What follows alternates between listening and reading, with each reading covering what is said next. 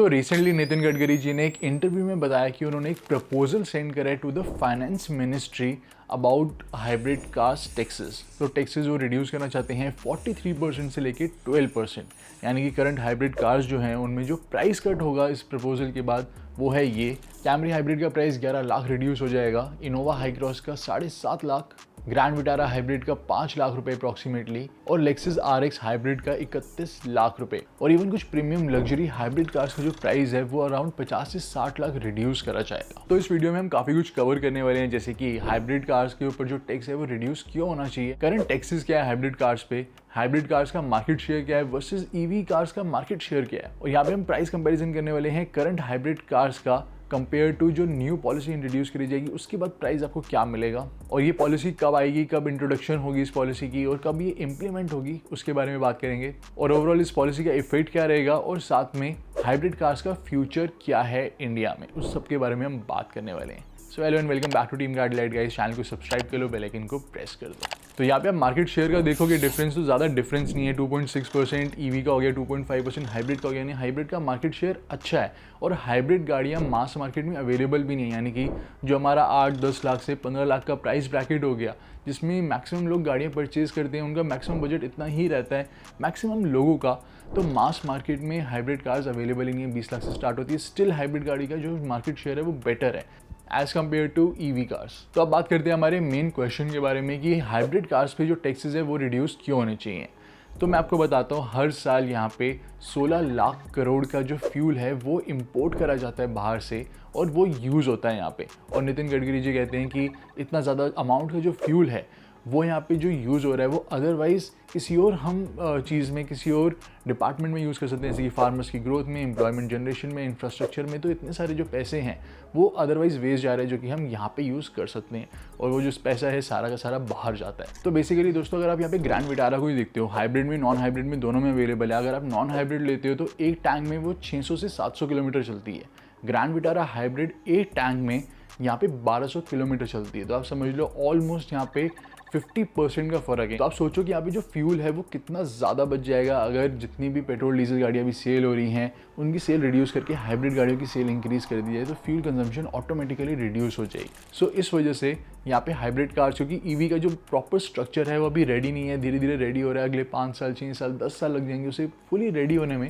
तो तब तक जो हाइब्रिड कार्स हैं, क्योंकि उनकी माइलेज काफ़ी अच्छी है, तो ओवरऑल जो फ्यूल कंजम्पशन है वो रिड्यूस हो जाती है। तो फ्यूल कंजम्पशन जब रिड्यूस होगी तो जो हमारे 16 लाख करोड़ रुपए खर्च हो रहे हैं वो हो सकता है धीरे धीरे और कम हो जाए, और जो बाकी बचा हुआ पैसा है वो बाकी डिपार्टमेंट्स में ग्रोथ में यूज़ हो सके। सो इस वजह से जो हाइब्रिड कार्स की जो टैक्सेस है उसको रिड्यूस करे जा रहे हैं, ताकि हाइब्रिड कार्स तब तक सेल हो सके ज़्यादा जब तक प्रॉपर EV का इंफ्रास्ट्रक्चर रेडी नहीं हो पाता। तो टैक्स एक्चुअली हाइब्रिड कार्स का आपको अभी करंटली कम मिलता है, पेट्रोल डीजल कार्स का ज़्यादा है। बट क्योंकि हाइब्रिड कार्स आपको लगती है कि एक्सपेंसिव है, क्योंकि उनका एक्स फैक्ट्री प्राइस, एक शोरूम प्राइस ऑलरेडी ज़्यादा होता है, बिकॉज वहाँ पे इंजन तो है ही, इंजन के अलावा बहुत ज़्यादा कॉम्प्लेक्स सिस्टम है, बैटरी भी अवेलेबल है, प्रॉपर वहाँ पे मैकेनिज्म है, बड़ी बड़ी वायर्स यूज़ होती हैं। तो इस वजह से हाइब्रिड कार्स ऑटोमेटिकली थोड़ी ज़्यादा कॉस्टली है। लेकिन यहाँ पे जो टैक्स रिड्यूस करा जा रहा है उसके बाद पेट्रोल डीजल गाड़ी और हाइब्रिड गाड़ी में ज़्यादा फर्क नहीं रहेगा। फॉर एग्जांपल अभी नेक्स्ट ईयर बहुत सारी गाड़ी आने वाली है, मारुति बहुत सारी हाइब्रिड कार्स लेके आने वाला है, जिसके बारे में अभी आपको बताऊँगा थोड़ी देर में वीडियो में। तो ये पॉलिसी कब इंट्रोड्यूस करी जाएगी वो मैं अभी आपको बताता हूँ, बट उससे पहले इसका इफेक्ट क्या होने वाला है इस पॉलिसी को आने के बाद। पहली बात तो यहाँ पे जो हाइब्रिड कार्स है उनका प्राइस रिड्यूस होगा। सेकेंडली यहाँ पे जो बाकी मैन्युफैक्चरर्स हैं वो और भी हाइब्रिड कार्स लाएंगे, क्योंकि वहाँ पे सेल इंक्रीज़ हो जाएगी। EV की जो सेल्स है वो थोड़े टाइम के लिए हल्की सी ड्रॉप हो सकती है, बट हाइब्रिड कार्स की जो सेल है वो काफ़ी ज़्यादा इंक्रीज़ हो जाएगी। साथ में यहाँ पे काफ़ी सारे ब्रांड्स के पास इंटरनेशनल मार्केट में जो हाइब्रिड कार्स है वो कम प्राइस में भी अवेलेबल है। जैसे कि अगर हम इंडिया के हिसाब से देखें तो 8 लाख से लेकर 15 लाख का जो मास मार्केट ब्रैकेट होता है उसमें काफ़ी सारी हाइब्रिड कार्स है जो कि बहुत सारे ब्रांड्स इंडिया में नहीं लेके आए हैं, लेकिन इंटरनेशनल मार्केट में वो चल रही हैं। तो वो अगर हाइब्रिड कार्स आ जाती हैं तो वो इवन CNG कार्स को भी रिप्लेस कर पाएंगी जो कि कैब्स में चल रही हैं, बिकॉज उनकी जो माइलेज है वो 35 kmpl, 38 kmpl इस टाइप की आपको माइलेज मिलेगी। So it will create a huge impact. That's why ये पॉलिसी जो है बहुत ही ज़्यादा इंपॉर्टेंट है। तो नेक्स्ट ईयर दोस्तों यहाँ पे MG अपनी एक प्लग इन हाइब्रिड लेके आ रहे हैं, इसके अलावा मारुति अपनी Fronx hybrid, Swift hybrid and desire hybrid भी लेके आ रहे हैं। तो नॉर्मल अगर पेट्रोल स्विफ्ट या डिज़ायर लेते हो टॉप मॉडल अगर 12 लाख का है तो हाइब्रिड वाला 14 लाख का होगा। बट वहाँ पे आपको जो माइलेज का डिफरेंस है वो काफ़ी ज़्यादा मिलेगा। फॉर एग्जांपल डिज़ायर की अगर जो क्लेम माइलेज है वो आपको 24-25 की मिलेगी या 23 की मिलेगी माइलेज, तो वो हाइब्रिड की आपको सीधा 35-36 की माइलेज मिलेगी। तो बहुत ज़्यादा वहाँ पे डिफरेंस आ जाएगा। तो जितने भी यहाँ पे नॉर्मल पेट्रोल के बायर्स है वो सब यहाँ पे शिफ्ट हो जाएंगे हाइब्रिड पे। साथ ही में दोस्तों जिन सिटीज़ में तो इंफ्रास्ट्रक्चर रेडी है ईवी का, जैसे कि गुड़गांव में बहुत सारे ईवी के स्टेशन आपको मिल जाते हैं, मुंबई में मिल जाते हैं, जो भी मेट्रोपॉलिटन सिटीज़ हैं वहाँ पे आपको ईवी के स्टेशन मिल जाते हैं, इंटरसिटी आप चला सकते हो ईवी आराम से। बट जिनके पास एक सिंगल व्हीकल है, घर पे 2 व्हीकल्स नहीं है या 3 व्हीकल नहीं है, जो ईवी प्रेफर नहीं करेंगे एज अ सिंगल व्हीकल जब तक इंफ्रास्ट्रक्चर रेडी नहीं होता, उनके लिए हाइब्रिड गाड़ी बेस्ट सूटेबल रहेगी। सो आपको माइलेज सिटी में भी अच्छी मिल जाएगी, हाईवे में भी अच्छी मिल जाएगी। सो ऑटोमेटिकली यहाँ पे जो हाइब्रिड की सेल्स है वो काफ़ी ज़्यादा इंक्रीज़ होने वाली है आफ्टर दिस पॉलिसी। और जो लग्जरी कार बायर्स हैं उनके लिए पॉलिसी काफ़ी अच्छी है। जैसे मैंने आपको लेक्सस RX का बताया कि 31 लाख रुपये प्राइस रिड्यूस हो जाएगा, वैसे ही बाकी लग्जरी कार से भी प्राइस रिड्यूस कर दिया जाएगा। अब बात करते हैं इसकी इम्प्लीमेंटेशन के बारे में, यानी कि कब ये पॉलिसी आएगी और साथ ही में यहाँ पे जो प्राइस हैं कब रिड्यूस होंगे, हमारे को गाड़ी कब सस्ती पड़ने वाली है। So as per the news उस पॉलिसी की जो डिस्कशन है वो इस मीटिंग में करी जाएगी। हो सकता है इस मीटिंग में ना करी जाए, नेक्स्ट मीटिंग में करी जाए, पुश करा जाए उसको, लेकिन नितिन गडकरी जी ने ये बड़ा प्रपोजल दे दिया है एंड इसका जो इम्पैक्ट है वो बहुत ही ज़्यादा होने वाला है इंडिया पे। और फाइनली दोस्तों हम बात करने वाले हैं future of these hybrid cars या फिर पेट्रोल कार्स का फ्यूचर, डीजल कार्स का फ्यूचर एंड ईवी का फ्यूचर। सो जो हाइब्रिड कार्स है that is a good replacement for regular जो पेट्रोल कार्स हैं, जो सिर्फ पेट्रोल पे चलती है, हाइब्रिड पे नहीं चलती, बैटरी पे नहीं चलती, तो उसकी अच्छी रिप्लेसमेंट है। बिकॉज आपका भी यहाँ पे पैसे बहुत ज़्यादा सेव हो रहे हैं, ओवरऑल गवर्नमेंट के पैसे भी बहुत ज़्यादा यहाँ पे सेव होते हैं।